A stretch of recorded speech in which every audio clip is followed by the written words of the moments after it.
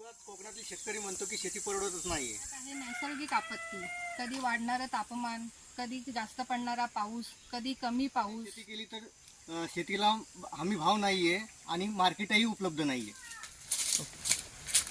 असं असूनही मुंबईहून एक तरुण गावाला येतो, आपली वडिलोपार्जित जमीन कसायचा विचार करतो, त्याच्यामध्ये शेती सुरुवात करतो. त्याबरोबर कुक्कुटपालन, मत्स्यपालन, नर्सरी उद्योग अशा प्रकारचे वेगवेगळे उद्योग करून तो शेतीमधून उत्पन्न घेत आहे आणि त्याचबरोबर महत्त्वाचं म्हणजे तो त्यामध्ये समाधानी आहे. सर्वांना मी अनुष्का मोहिते, BTM तालुका खेड, कृषी विभाग खेडच्या या यूट्यूब चॅनलवर मी आपल्या सर्वांचं स्वागत करत आहे.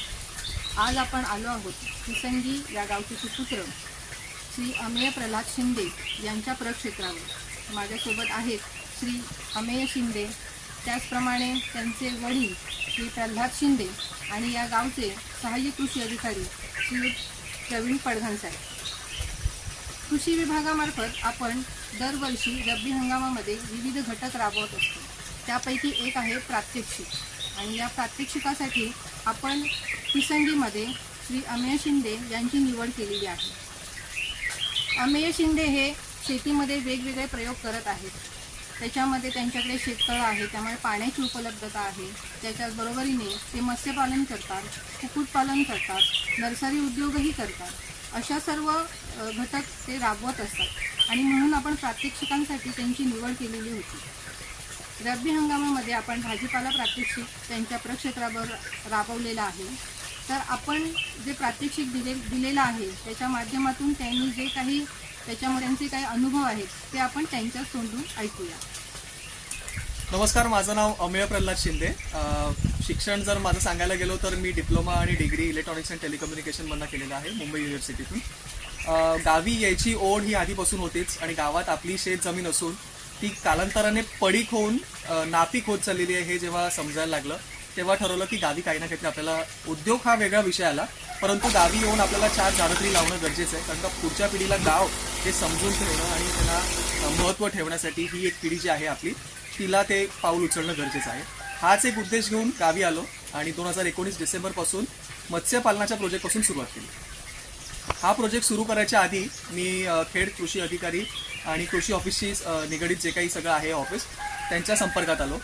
तेव्हा मला समजलं की आपण शेततळं गव्हर्नमेंटच्या स्कीममधनं घेऊ शकतो. शेततळं आपण घेतलं, पाण्याचं जे काही पहिलं नियोजन असतं तो आपला पहिलं पाऊल जे असतं ते तिथून सुरुवात झालं.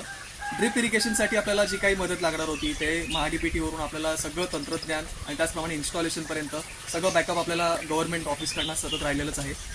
सध्याला आता आपण काय करत आहोत तर ते थोडक्यात समजून घेऊया. तर जसं तुम्ही मगाशी सुरुवातीपासून ऐकलं असाल की आपल्या कोकणातला शेतकरी शेती करणंच विसरून गेलेला आहे. शेती परवडत नाही हेच फक्त आपण बोलत राहतो, परंतु लॉकडाऊन फेज आला किंवा कुठल्याही अशी अडीअडचणी आल्या की आपल्याला पहिलं गोष्ट जे आठवतं ते म्हणजे गाव. खाण्यापुरती, जिवंत राहण्यापुरती आपल्याला शेती करणं हे जर प्रत्येकाने ठरवलं तर आपलं पुढचं आयुष्य जे आहे ते व्यवस्थित आपण चालू शकतो. याच उद्देशाने मी सेल्फ सस्टेनेबिलिटी आपल्या लाईफमध्ये कशी येईल, त्याचबरोबर 4 पैसे कसे कमवता येतील या उद्देशाने गावी शेती सुरुवात केली. ऑर्गॅनिक फार्मिंग जर तुम्ही ऐकलं असाल, हा शब्द बोलायला सोपा आहे, परंतु काय काय गोष्टी आपल्याला लागतात त्या सगळ्या गोष्टींचं मार्गदर्शन आपल्याला आत्माअंतर्गत सगळं ट्रेनिंग वाईज मिळत गेलं. त्याच बेसिसवर आपण पालेभाजी म्हणा किंवा फळ पिकं जी आता घेत आहोत ती पूर्णपैकी सेंद्रिय घ्यायला सुरुवात केलेली आहे. गेली 4 वर्षापासून आपण जमिनीचा कर्ब म्हणजेच काय तर कार्बन सोर्स कसा वाढवता येईल, पालापाचोळा जो आहे त्याच्यापासून खत निर्मिती, त्याचसोबत त्याच पालापाचोळ्यापासून आपण जमिनी सुधारू कशी शकतो हे सगळं आपण करत आहोत. थोडक्यात सांगायला गेलो तर आपण पालेभाजी घेतो.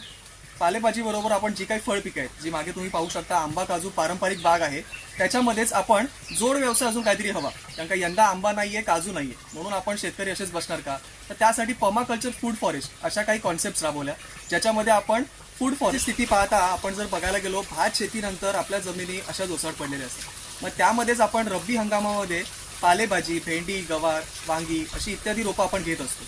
आत्माअंतर्गत आपल्याला प्रशिक्षण जे मिळालं तेव्हा आपल्याला जी काही गव्हर्नमेंटकडनं बियाणं मिळाली होती त्याच बियाण्यांपासून आपण पालेभाजी, भेंडी, गवार, वांगी अशी भाजीपाला घेत असतो. उत्पन्न आल्यानंतर आपण करायचं काय हा एक मोठा विषय असतो. मुंबई पुण्यामध्ये जसं बास्केट सिस्टीम चालतं ॲट युअर डोर स्टेप, तीच सिस्टीम मी आपल्या गावोगावी राबवत आहे. बाजारात गेल्यावरती आपल्याच मालाला हमी भाव मिळत नाही. मग काय होतं, आपण शेवटी कचऱ्याच्या भावामध्ये तो देऊन येतो. हीच गोष्ट होऊ नये म्हणून आपण काय करतो तर प्रत्येकाला पहिलीच ऑर्डर घेऊन दुसऱ्या दिवसाला जाऊन आपण ते त्यांना प्रोव्हाइड करत असतो. एकंदरीत जसं मी तुम्हाला सांगितलं की आपण इंटिग्रेटेड फार्मिंग मॉडेल आणि शेती ह्या सगळ्या गोष्टींना क्लस्टर बनवलेलं आहे. प्रत्येक गोष्टी एक गोष्टीवरती निर्भर आहे, त्या गोष्टींवरतीच आपण काम करून पुढे पुढे चालत आहोत. आत्ता सध्याला आपण गांडूळ खत, शेणखत देखील निर्मित करत आहोत. आपल्या झाडांना आपण खत पुरवलं तर बाजारातून आपल्याला इतर खत घेण्याची गरज नाही पडणार.